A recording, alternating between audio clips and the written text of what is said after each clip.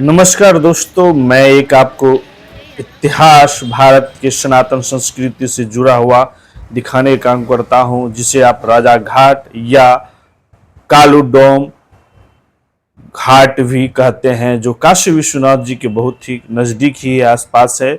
2 kilometre के अंतराल पे है। आप देख सकते हैं हमारे वीडियो में। ये है कालू घाट, जहाँ जो है ये एक श्मशान घाट है, और छोटे हो या गरीब हो या बड़े हो, सभी को यही आना होता है। और यह है बनारस के वादियों की, गंगा के किनारे की नज़ारा आप देख सकते हैं। यह है कालू डोम राजा जी का घाट, जो एक इतिहास में आप अगर जानते होंगे, या तो मैं थोड़ा सा मैं बता दूं।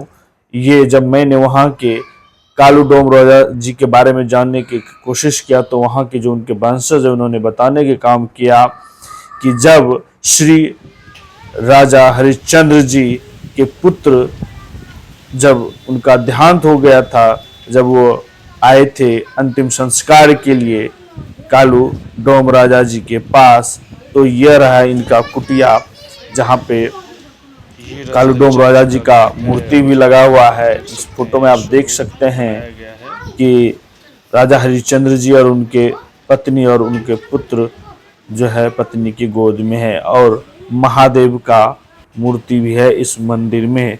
जब हमने वहाँ के उनके वंशज से पूछने, उन्होंने बताया कि जो बीच में है वो कालू डोम राजा जी हैं, और बगल में राजा हरिश्चंद्र जी है और उनकी पत्नी है। वह दाह संस्कार के लिए आए थे, तब जाके राजा हरिश्चंद्र जी को खुद को बेचना पड़ा, क्योंकि उनके पास कालू डोम राजा जी को देने के लिए कुछ भी नहीं था। तो ये एक इतिहास है सनातन धर्म का, ये एक पहचान है। और आप जानते होंगे गांव समाज में कि जब अगर कोई व्यक्ति बोलता है तो कहता है तुम तो बहुत बड़ा राजा हरिश्चंद्र बनते हो।